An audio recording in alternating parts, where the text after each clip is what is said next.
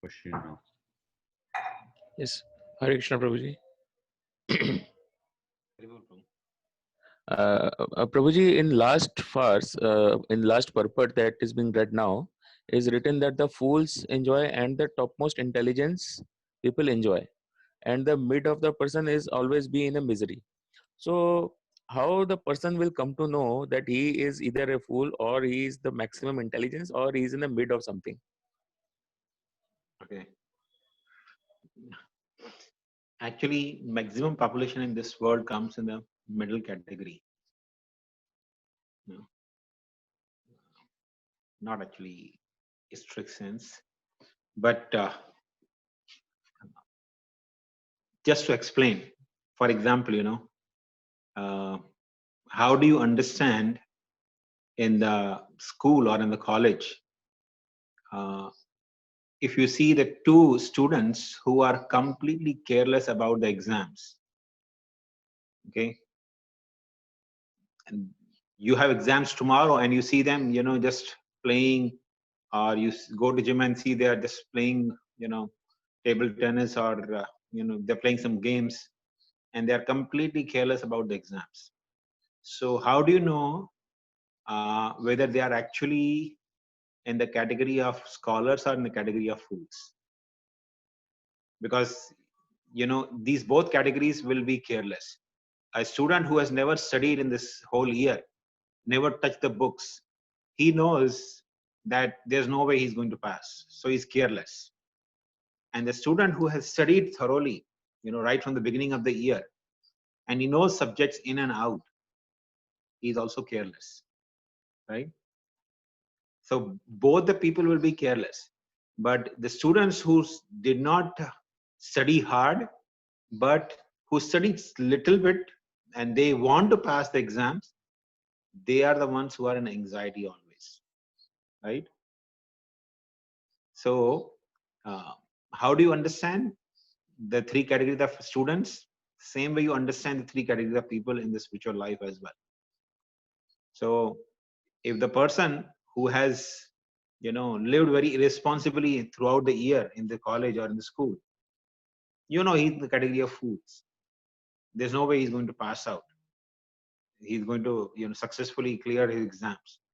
Or similarly, a person who has studied nicely, that he doesn't have to worry about, but everyone else is worried about. In between these two categories, people are always worried about, right?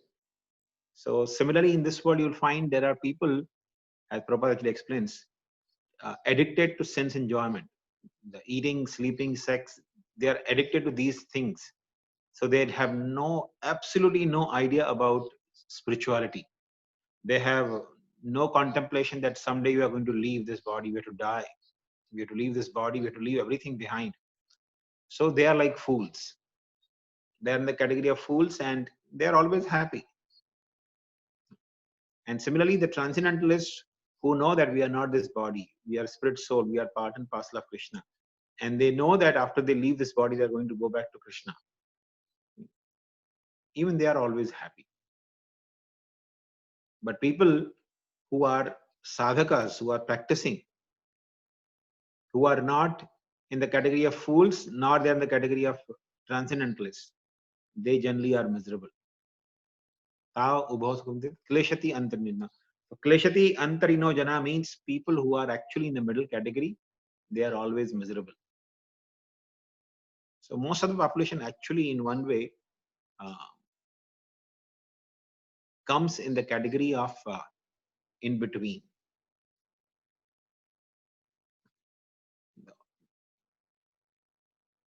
The people who are actually completely careless, you can see them in asylum. And people who are actually completely careless are those who are in the topmost renounced order of life, truly or genuinely renounced persons. These two categories, you find them always happy.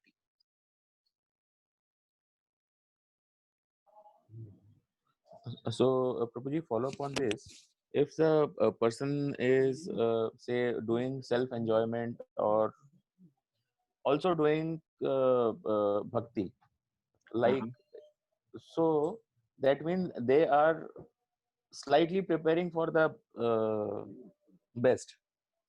Uh-huh. So And they're in the middle category. They are in the middle category. they are in the middle category. Yes. Okay. Because And always struggle for the day-to-day basis, day-to-day basis life, yes. So and all eager these people, to. all they are in the middle category. The Mhm. two categories which are always happy, you can see only, uh, as I said, in asylum. If you go to asylum, people are always happy, right? They have absolutely no anxiety. Right. You know? And people Right. who are actually topmost renunciants or sadhus, who are genuine sadhus, not just by the dress they are sadhu, but they are actually genuinely sadhus. They are always happy. Got my answer, probably. Thank you very much. On the same lines, right? When you say most of the people, Oh, so your voice is very low. Could you speak up a little bit? can you hear me now, Roji? No problem, not yet. Okay. Is it better now? A little bit better, yeah, for sure. Okay. Yeah. So, Roji, I just want to understand when you say most of the population, right? So, you mean to say that any civilized human being? I mean, I didn't understand that. I mean, most of the people are not following the basic varnashrama, right? Basic dharma principles. So, No. See, the symptom of a person who is in the middle category is he's always disturbed, right? Kleshati antanina. Who experiences klesha? Who's in the middle category?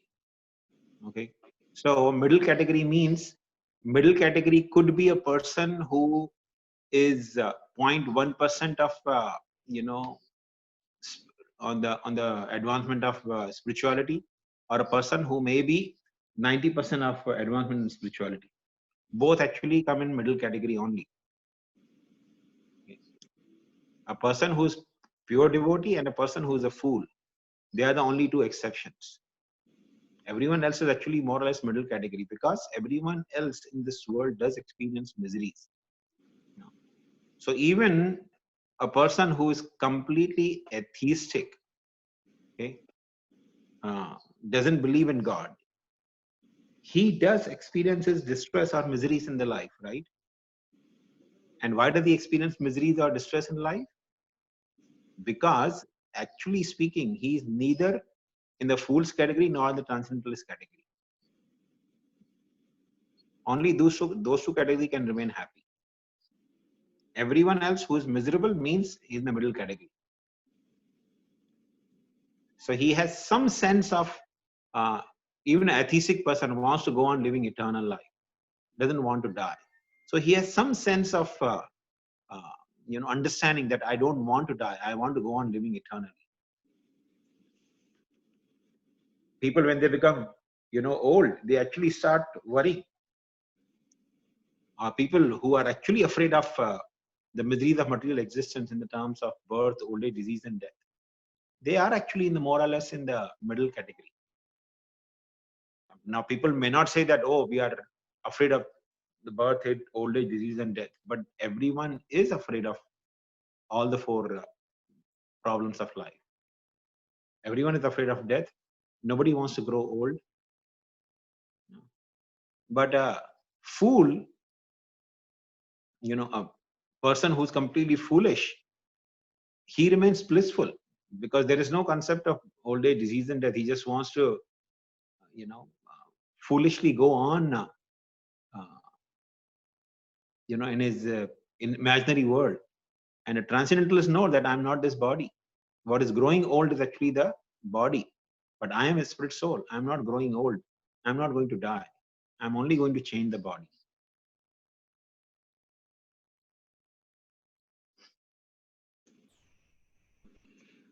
okay. Thank you, So Roji. the symptom of a middle category is distress or miserable. Kleshati antanno jana. Anyone who is miserable is actually in the middle category. Yes, Prabhuji, I understand. Thank you, Prabhuji. Hare Krishna Prabhuji, I have one doubt. Prabhuji, in Bhagavatam, 7th canto, 3rd chapter, and in shloka number 15 and 16, Prabhupada mentioned that Hiranyakashipu did austerity for 100 celestial years. Okay. And same time, Prahlad Maharaj born in Devya Lok, in same planet. So then how Prahlad Maharaj remained 5 years only? How Prahlad Maharaj in 5 years only? Yes, Prabhuji. Devya celestial is Devya year only, no problem. That's a wonderful question. And to frankly speaking, I never got the answer. I had the same question. I never got the answer. I had the same.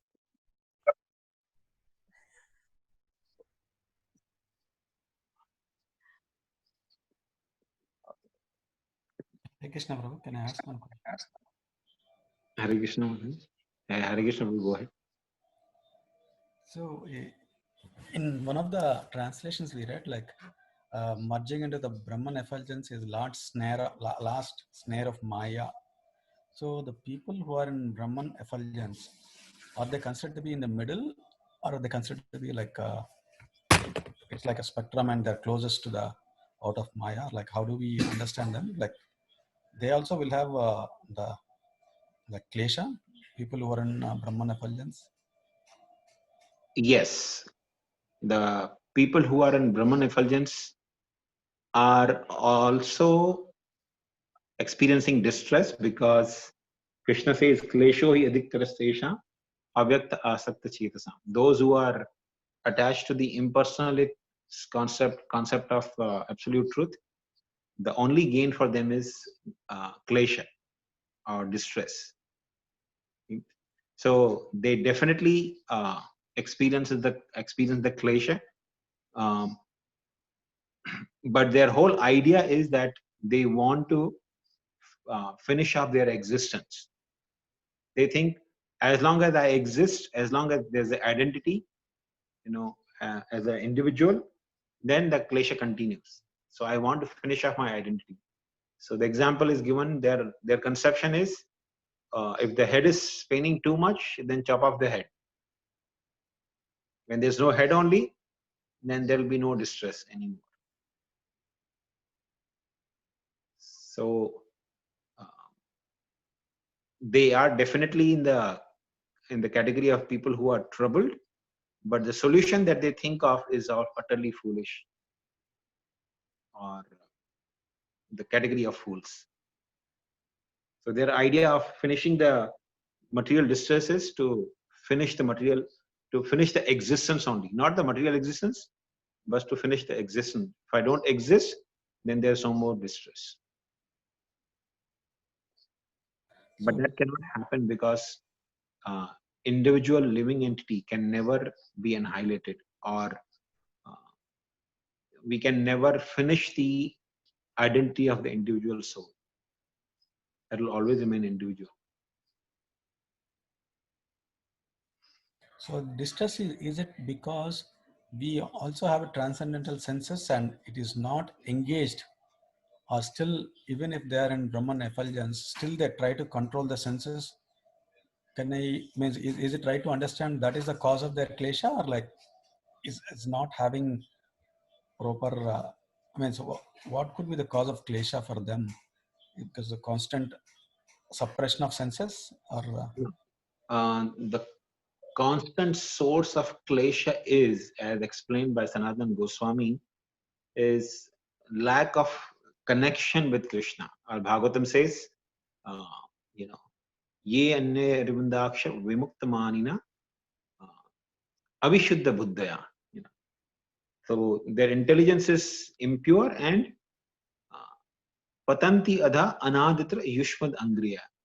Because the reason of their klesha is they do not have connection with the lotus feet of Krishna, which Sanatana Goswami also explains in Brihad Bhagavatam, saying that when Gopakumara reaches actually when in Vaikuntha or goes to even Ayodhya, or even in Dwarka, when he sees Krishna, he sees all the associates of Lord Ramachandra, associates of Lord Narayan, associates of even Dwarkadish Krishna, suffering the separation from Shyamsundar Krishna.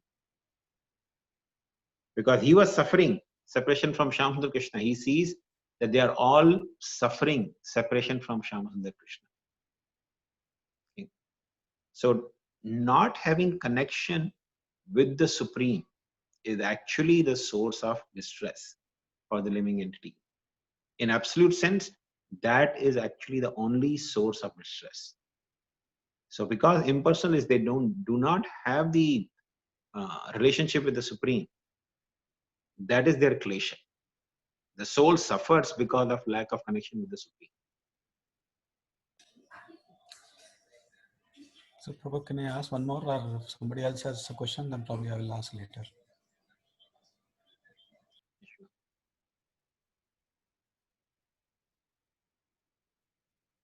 Then you can go ahead, Sachin. So, you also said that soul is Satchidananda Vigraha, right? So, like Satchit Anand, is it right to understand all three aspects become the Sat becomes Sat, Chit becomes Chit, Anand becomes Anand only when they are the Jiva connected to the super soul? Is that right understanding? Like, because the soul is, I mean, how do we understand that, Prabhu? Like, when that, can you throw some light on that? Soul is always Satchidananda. It's not that soul becomes Sat only in contact with Brahman, or soul becomes Satchit only in contact with Paramatma. No. Soul is always Satchidananda. So, but what is the Ananda aspect? Ananda is like, it's not happy, Prabhu. It's not like Ananda is happy. So, but unless we get that Ananda, unless we connect with Krishna, right? Or Ananda and bliss are different. Am I missing something here, Prabhu? Now, Ananda means interaction. Interaction between two is regarded Ananda. Okay, and that's why you see in this world, the only way a person can experience some happiness is when there is some relationship with someone else, whether it's human being, in the form of parents or husband, wife, children, or even servant master. There has to be relationship, or even relationship with some animals. Brings some interaction, brings some happiness. So Ananda has to be more than one. When there are two people interchanging some or exchanging some, they have some exchanges with each other, that is Ananda. And the absolute Ananda is experienced when the Prakriti, the Jiva, exchanges with Purusha, the Supreme Personality of Godhead. When there is the exchange between Purusha and Prakriti, then there is the absolute Ananda, proper Ananda.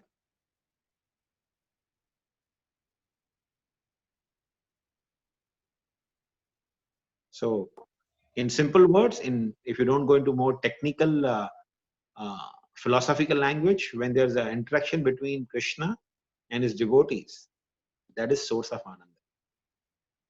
And what to speak of devotee experiencing exchanges with Krishna? Anyone who hears about that exchange also experiences Ananda.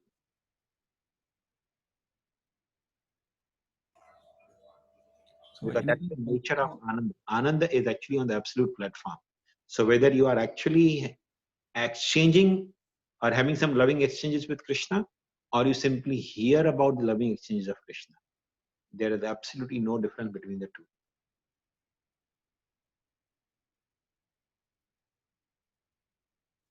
So at least Sat and Chit if we leave, but Ananda is realized only when we are with the Krishna, right? So soul is Satchidananda Vigraha, but the Ananda part is realized only because interaction should be there, right? So soul. So Ananda is realized not only when you have some loving exchange with Krishna, or you simply come in contact with Krishna through hearing about those exchanges. So when you even hear about Krishna's exchanges with his devotees, how Krishna blessed Dhruva Maharaj, or how Krishna exchanged with Sudama Vipra, or how Krishna is actually exchanging or having loving dealings with his friends in Vrindavan forest, or how Krishna is actually having loving exchanges with his girlfriends, gopis. All those simply hearing also, because that subject matter is divine or transcendental, and therefore is absolute by nature. Simply by hearing, we experience that joy. So Ananda means either having some loving exchange with Krishna or hearing about loving exchange of Krishna. That's also Ananda.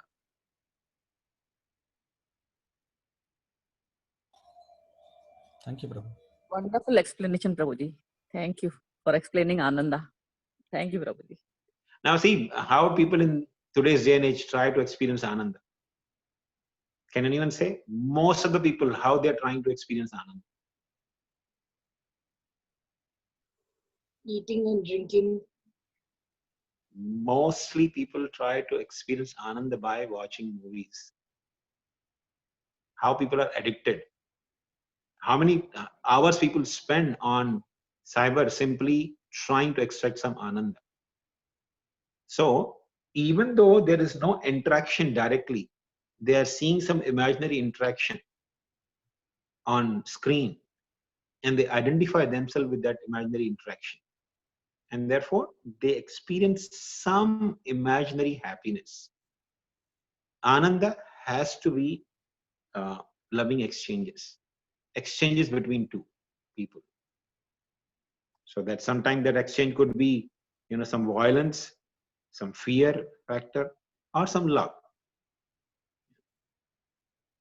So any kind of exchange actually brings Ananda. And as we have discussed, I think in the before also, that Ananda is experienced in 12 different rasas, 5 primary and 7 secondary rasas. I hope that makes sense for you. Yes, Prabhu, absolutely. Thank you, Prabhu. So Prabhuji, in that sense, if now we listen a lot of bhajans and kirtans, and we feel good about it and feel good, and inside that anand aa gaya. So is that also comes into this category, Ananda category? Because Definitely, that is Ananda category, and that's actually Krishna giving us glimpse of the Ananda, not really an Ananda, but just glimpses of that. The real Ananda is experienced when we actually pay the price to Krishna. So what Ananda we get in the beginning by hearing and chanting Krishna's glory is like watching the movie trailer. So watching the movie trailer is always exciting, right? But then you have to pay the price to actually watch the entire movie.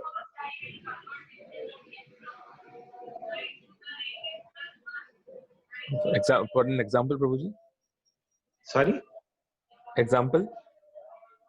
Example, just like I said, movie, when you want to watch movie trailer, it is free.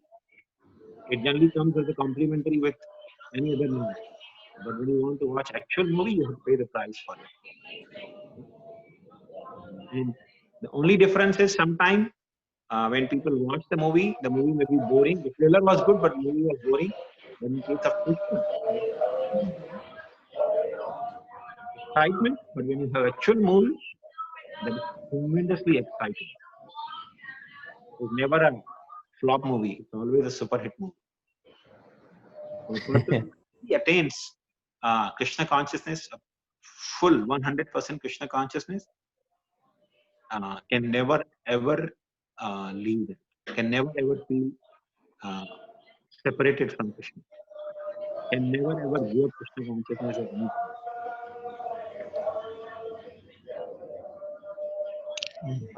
Prabhuji, I have a question. Yes, Prabhu, go ahead. Does that make sense, Gaurav? I was just looking at an example as a live example. What is the you have said that you will have to pay the price. In what sense? I mean, going to Pay the price in terms of sadhana bhakti. So what we are doing, sadhana bhakti, everyday chanting and hearing Krishna's glories, that is the price we have to pay. So initially you feel good, but after some time Krishna withdraws that feeling of feeling good. Then he wants to see whether you can continue, even if you don't feel good, whether you can continue. So that is the price we have to pay. Consistently continuing to perform our sadhana bhakti is the price we pay. okay, That's a good point, Ruji. Really. I really wanted this point to come up for him. You know him, right?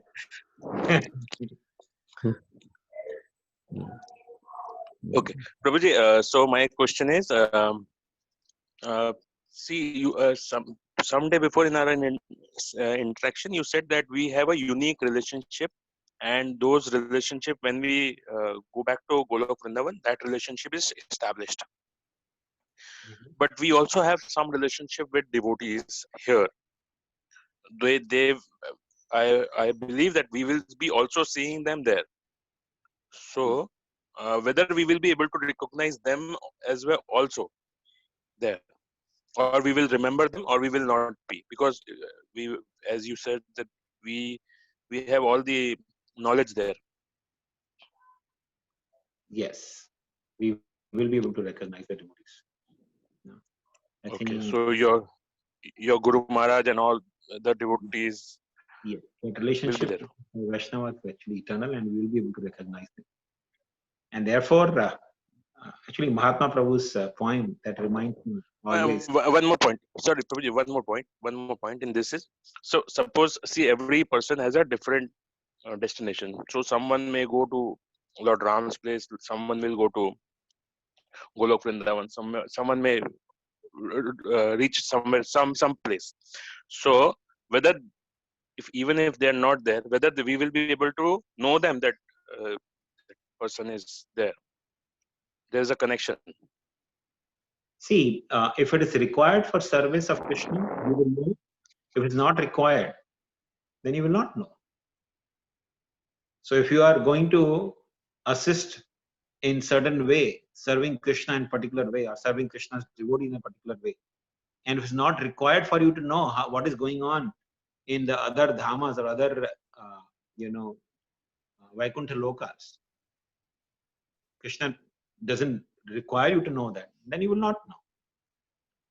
Like Hanuman doesn't have to know how gopis are enjoying with Krishna.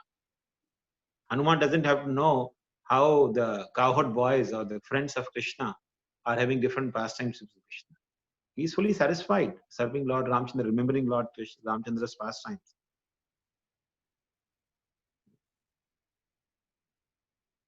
But whenever it's required, Krishna can, provide that wisdom and knowledge. When it's not required, he will not know. Therefore, in the lives of devotees, the most interesting and sublime factor is the devotees simply rely on Krishna. Krishna, if you want me to know, you let me know. One time somebody asked Jananivas Prabhu. Jananivas Prabhu is Pujari of Radha Madhava. Okay? So he's the head Pujari of Mayapur temple. Somebody asked him, because he generally doesn't read newspaper, doesn't watch any news. So somebody asked him, Prabhuji, don't you feel that you are disconnected from the world? I mean, don't you feel that you need to know the things? So he said, I am staying here in Mayapur, I am serving Radha Madhav. In their service, whatever is most crucial for me to know, they make me aware of it anyway, whether I watch the news or I don't watch the news. And whatever is not required to know doesn't make any difference to my life. So, for example, now storm was supposed to come to Mumbai, right? so much noise was created, so much media was talking about storm, storm coming, storm. Everywhere there was storm coming, but storm didn't come. So was there any use of that news? So much propaganda was done without any use of that propaganda, right? Similarly, for example, so much is going on here in New York City or LA and Minneapolis and so many places here in the United States. There's revolt against some injustice being done, some racism is being done. So if you're sitting in Mumbai city, does it really makes any difference for you if you don't know that? No, probably doesn't make a So difference. so similarly, in the spiritual world also, if I'm engaged in service of the Lord in a particular rasa, doesn't really makes any difference in other Vaikuntha lokas what is happening, because the devotees there are also happy and I am also happy serving the Lord. That is all that matters. Makes Hope sense. that makes sense to you. Yeah, makes sense. Prabhuji. Really. Hare Krishna Prabhu. I just wanted to know, we were discussing, I was just reading a couple things. We do Ashtota Shatashri, right? 108. What does 108 mean, Prabhu, when we pay obeisances? 108 is actually the auspicious number. So that is also used in our spiritual circle mainly because there are 108 Upanishads and also 108 important prime associates of Krishna. 108 in the prime associates of Krishna. Therefore, 108 is considered an important number. And when we say Ashtotara Shata, it's just a kind of, as far as I heard, is what do you call, kind of a respect you are paying by giving that 108 title. Yeah, thank you, Prabhu. And I was also thinking that the Tridandi, all Vaishnava sannyasis are Tridandis, right? So what do you say? All the Vaishnava sannyasis are Tridandis, right? Like Yeah. Ekadandi and Tridandi. Yeah.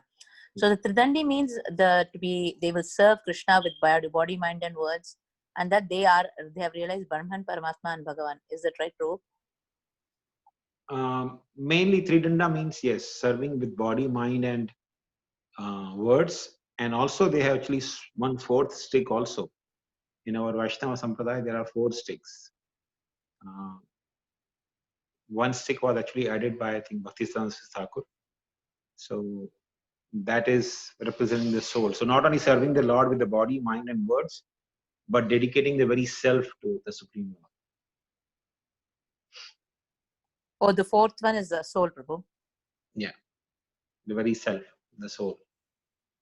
Yeah. If I will wait for Prabhu, I have another question, but I'll wait for others to ask. Prabhu, this 108, is it like anywhere related to the nakshatras and 4 padas? If you add them, they become 108. Is there any relation to that? What, true? Nakshatra and what? Padas, like the divisions, right? Actually, nakshatras or padas are more like material, because they are part of material science, the astrology. But Ashtotara Shata is mainly related to the title for some spiritual personality. And the only reason I heard is because 108 Upanishads and also 108 prime associates of Krishna.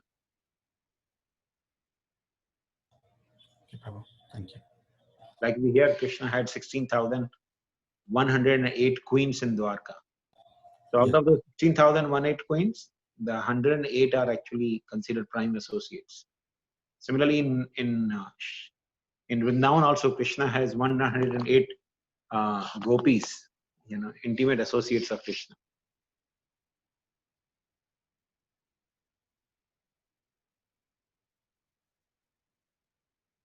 Thank you, Prabhu.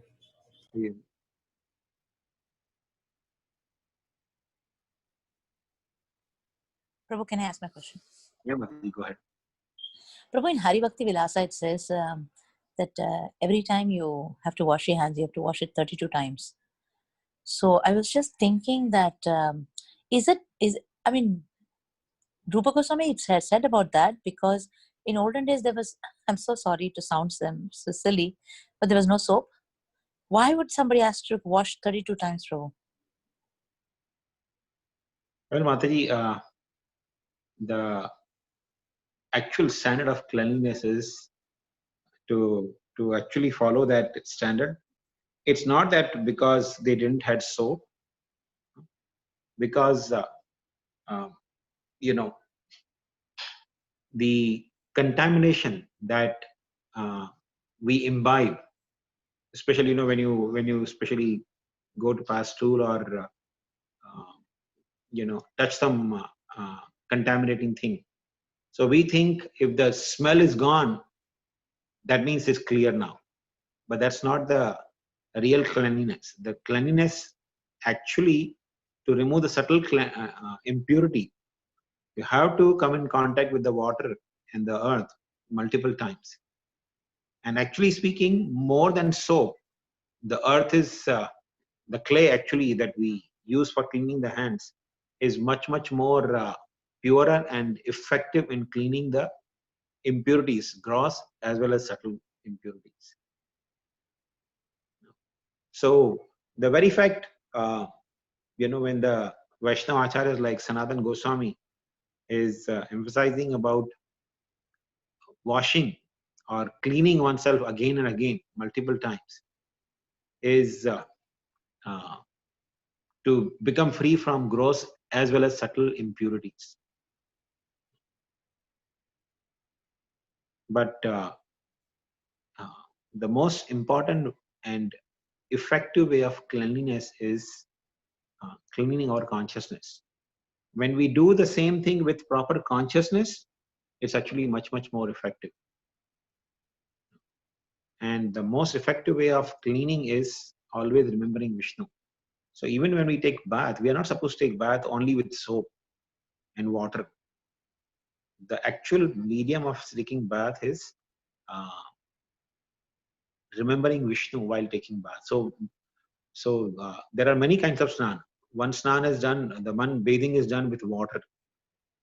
But the most effective snana or bathing is mantra snana. When you actually bathe yourself with mantras. So while even in the shower, when we are actually pouring water on us, we are supposed to purify ourselves with mantras. Chanting, just simply chanting Hare Krishna, Krishna Krishna, Hare Hare, Hare Ram, Ram Ram, Hare Hare. It's a very effective way of purifying ourselves.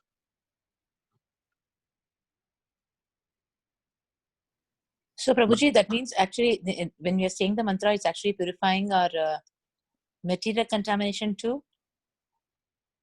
Gross as well as subtle, both contamination are being cleaned, undoubtedly.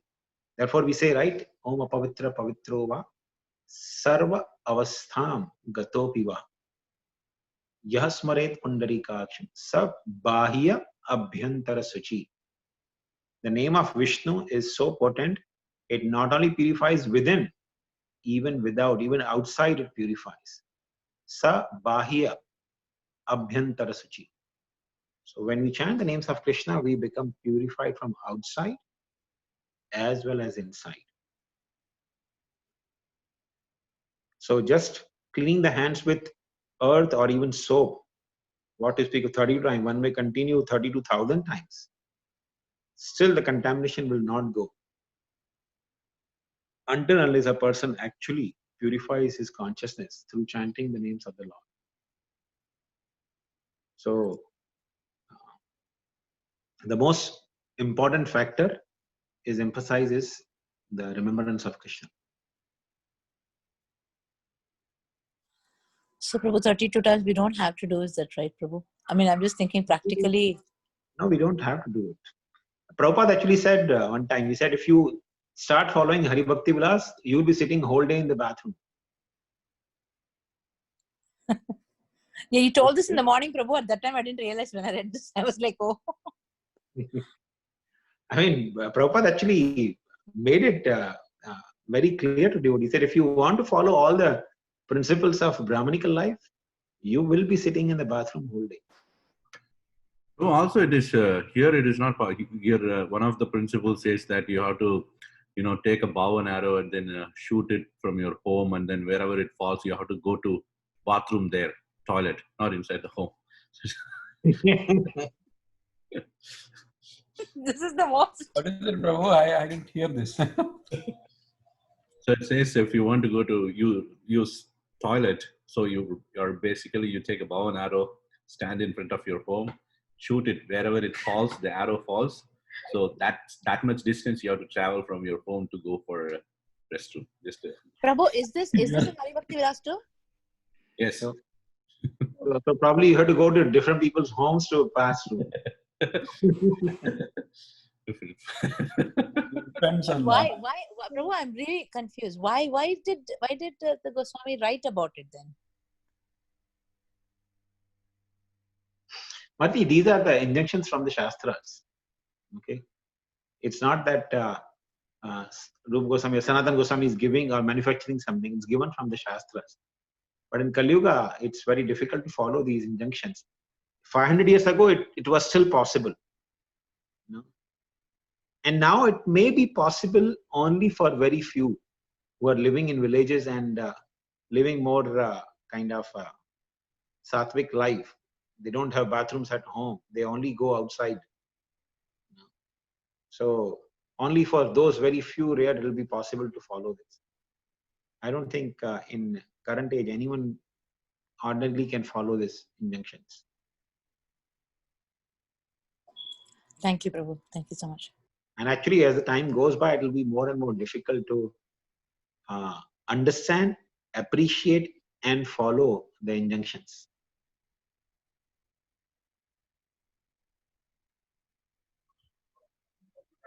Prabhuji, I have one question. Yes, What you're mentioning that there was 108 principal gopis and then there are 16,108 queens. So I have heard in a lecture that all the queens are expansion of a gopi.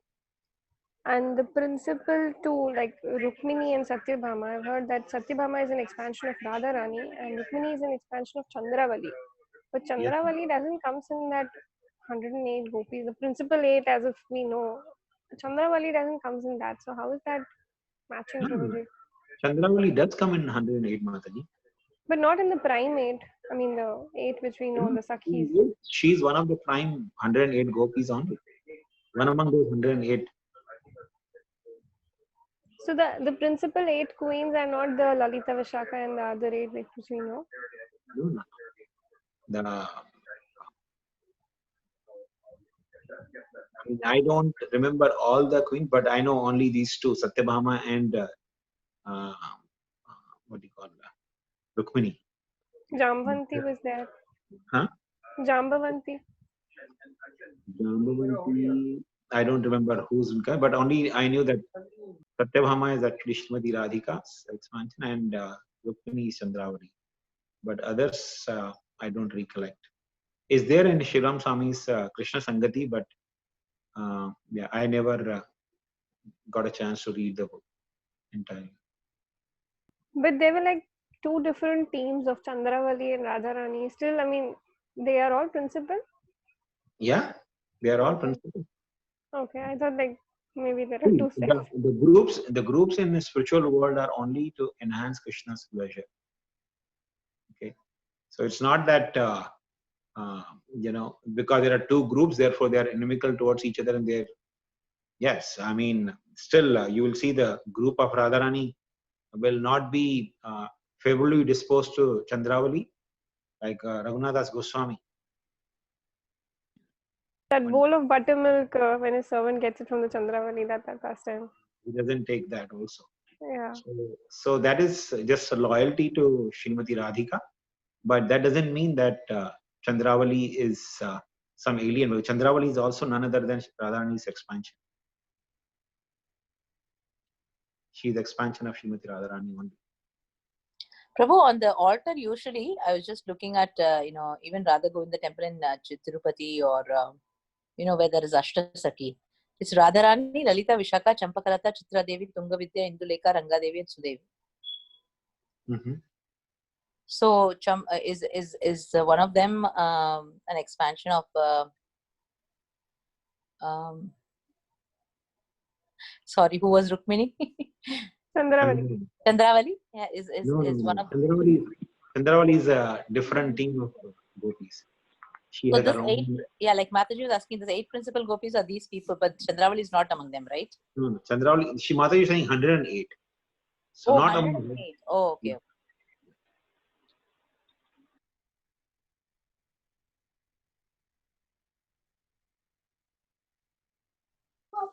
Prabhuji, today in Brihad Bhagavatamrita morning also about Hanuman, like Garuda was ordered to bring Hanuman from Kim Purusha Varsha. Yeah. There, Krishna became Rama, Balram became Lakshman. There it was mentioned Satyabhama could not be made into Sita. Krishna laughed and made Rukmini into Sita and placed her at his side in Dwarka. So what was that meaning, Prabhu? Mataji, it was simple pastime. There's no meaning to it. Yeah. Meaning is Hanuman is only attracted to Sitaram Lakshman Hanuman, so Krishna manifested that form of Sitaram Lakshman Hanuman. Sitaram Lakshman for Hanuman. And The why Hanuman, it was that Satyabhama could not be made into Sita? well, that is Krishna's independent choice. He decides to tease Srimati Radhika in that way, so he did that. Yeah, they just know that's what Mataji said, right? Satyabhama is Radhika's expansion, and so I was just thinking in that way. Yeah, Rukmini is Chandravali's expansion, but I was thinking Rukmini is Lakshmi expansion. But yeah, so the gopis are all source of all the Lakshmis. How we'll understand, Prabhu? Actually, Mataji, all the forms of gopis or Lakshmis, they are nothing but expansion of Srimati Radharani. Bhaktivinoda Thakur also confirms that in his song. He says, what is that song? Radha Bhajane Jadi Mati Nahi Bhelo. In that he actually explained that Rukmini, Satyabhama, Chandravali, they're all expansion of Srimati Radharani. Even Lakshmi Devi, they're all expansion of Radharani. Thank you, Prabhu. And the only purpose of all those expansion is to give pleasure to Krishna. It's not in the mood of competition or deriding each other. It's only in the mood of serving Krishna to give him the highest joy.